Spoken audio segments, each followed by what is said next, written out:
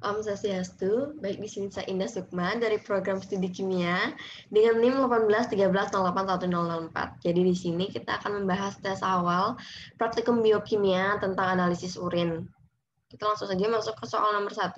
Sebutkan minimal 3 komponen urin manusia. Jadi jawabannya itu ada ion kalsium, magnesium, iodium, klorida sebagai natrium klorida, urea, kreatinin, amonium, asam urat, sulfat, fosfat, oksalat, asam amino, vitamin, hormon, dan enzim. Kemudian untuk nomor 2, sebutkan sifat-sifat fisika urin. Nah, sifat fisika urin itu di mana urin itu berwarna kuning muda dan jernih dengan bau khas yang dipengaruhi oleh jenis makanan. Berat jenis urinnya itu 1,003 sampai 1,030 dan pH yang bersifat asam yaitu 6 dan juga bervariasi antara 4,9 sampai 8. Nah, dalam keadaan abnormal, urin manusia itu mengandung glukosa, benda keton, protein, dan berbagai senyawa lainnya seperti pigmen empedu, darah, dan porfirin. Kemudian untuk soal nomor 3, jelaskan perbedaan siklus urea dengan siklus nitrogen. Pada siklus nitrogen ada beberapa tahap seperti amonifikasi, yaitu pengubahan senyawa biopolimer nitrogen organik menjadi amonia. Kemudian ada nitrifikasi dalam kondisi aerob amonia yang teroksidasi oleh bakteri menjadi nitrat dan fiksasi nitrogen. Sedangkan pada siklus urea yang merupakan konversi amonia menjadi urea. Nah, pada siklus nitrogen ini terjadi di alam oleh tanaman, sedangkan pada siklus urea terjadi pada tubuh makhluk hidup. Kemudian, untuk soal nomor 4, jelaskan tahap-tahap dari siklus urea. Yang A, itu dengan peran enzim karbomoil fosfat sintase 1, ion amonium bereaksi dengan karbon dioksida menghasilkan karbomoil fosfat. Nah, dalam reaksi ini diperlukan ATP. Untuk yang B, dengan peran enzim ornitin transkarbomoilase, karbomoil fosfat bereaksi dengan L-ornitin menghasilkan L-citrulline dan gugus fosfat dilepaskan. Kemudian, dengan peran enzim arginosuksinat sintase, L-citrulline bereaksi dengan L-aspartat menghasilkan L-arginin suksinat. Nah, reaksi ini membutuhkan ATP. Aspartat dihasilkan di mitokondria oleh proses transaminase dan diangkut ke sitosol. Aspartat merupakan sumber atom nitrogen kedua dalam urea. Kemudian yang D, dengan peran enzim arginosuksinatliase, L-arginosuksinat dipecah menjadi fumarat, yang merupakan kerangka karbon dari L-arginosuksinat, dan L-arginin prekursor langsung urea. Yang E, dengan peran enzim arginase, penambahan H2O terhadap L-arginin akan menghasilkan L-ornitin dan urea. Ornitin kemudian ditransport balik ke dalam mitokondria dan siap bergabung dengan molekul karbomoil fosfat lainnya. Soal nomor 5, apa yang dimaksud dengan oligourea? Jawabannya, oligourea adalah kondisi ketika jumlah urin yang dikeluarkan itu sedikit atau jarang buang air kecil. Jumlah urin dikatakan sedikit bila kurang dari 1 ml per kilogram berat badan per jam. Nomor 6, apakah tujuan penggunaan bahan pengawet pada pengumpulan urin 24 jam?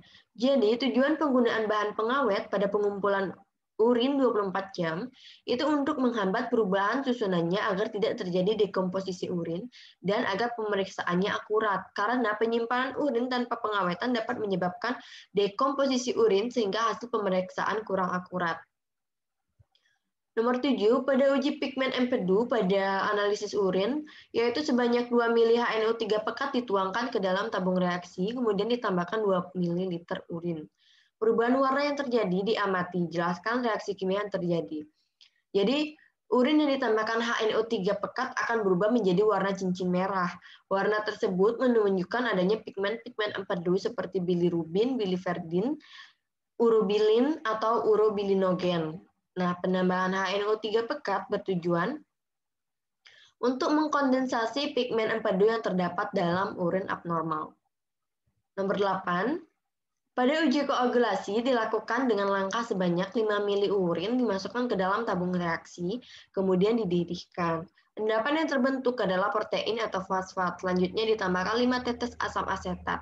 Bila endapan tetap ada, menandakan adanya protein, sebab fosfat akan larut dalam suasana asam. Nah, tuliskan reaksi yang terjadi. Jadi, pada protein dalam urin, di mana urin yang dipanaskan akan terkoagulasi akibat kenaikan suhu sehingga protein dan fosfat terendapkan dan penambahan asam asetat untuk mengetahui adanya protein yang mengendap. Nah, reaksi yang terjadi dalam proses ini itu di mana protein liquid akan menjadi protein solid. Kemudian nomor 9, tuliskan reaksi yang terjadi pada uji Heller.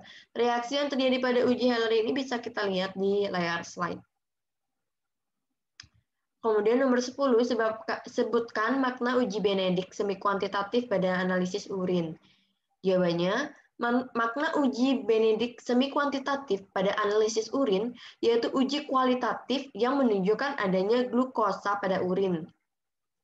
Dengan prinsip reaksi Benedict yang mengandung kuprosulfat dalam suasana basah akan tereduksi oleh gula yang mempunyai gugus aldehid atau keton bebas menjadi kuprooksida berwarna.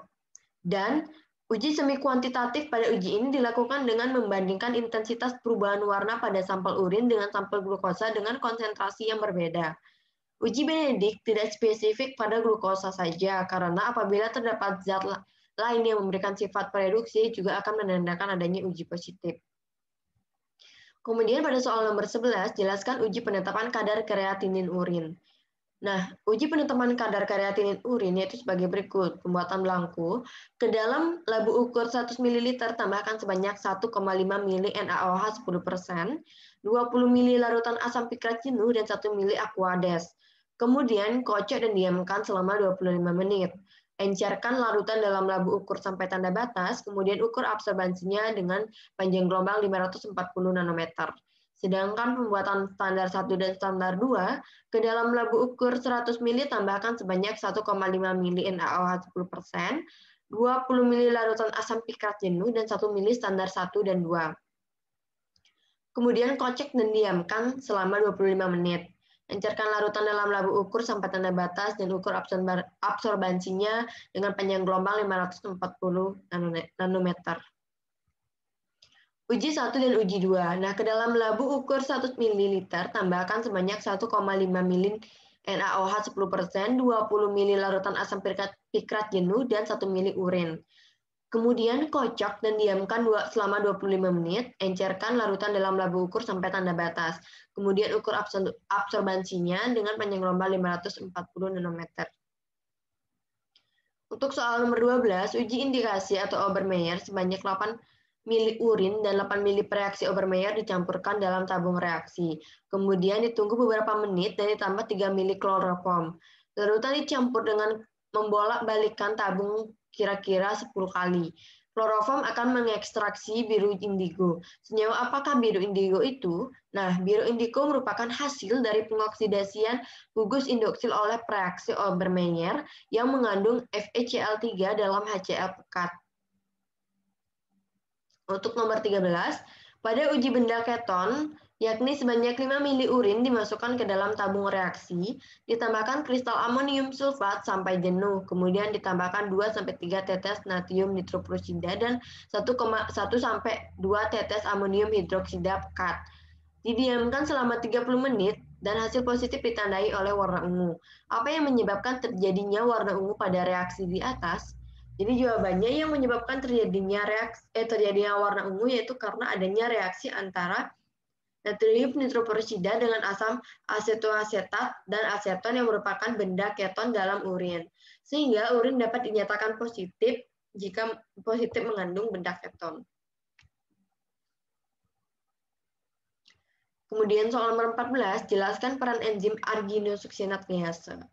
Nah, peran enzim arginosuksinat-liase yaitu memecah L-arginosuksinat menjadi fumarat yang merupakan kerangka karbon dari L-arginosuksinat dan L-arginin prekursor langsung urea pada siklus urea.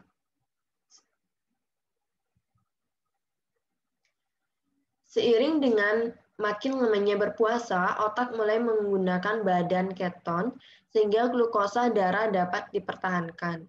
Jumlah protein otot yang diurai menjadi asam amino untuk gluconeogenesis juga berkurang. Jelaskan akibat yang akan terjadi pada siklus urea. Jawabannya, pengaruh dari semakin lama puasa terhadap siklus urea yaitu terjadi penurunan pembentukan urea karena protein otot tidak terdegradasi lagi. Baik, sekian 12 soal yang kita bahas di dalam tes awal analisis urin. Sekian untuk presentasinya. Saya ucapkan terima kasih. Santi.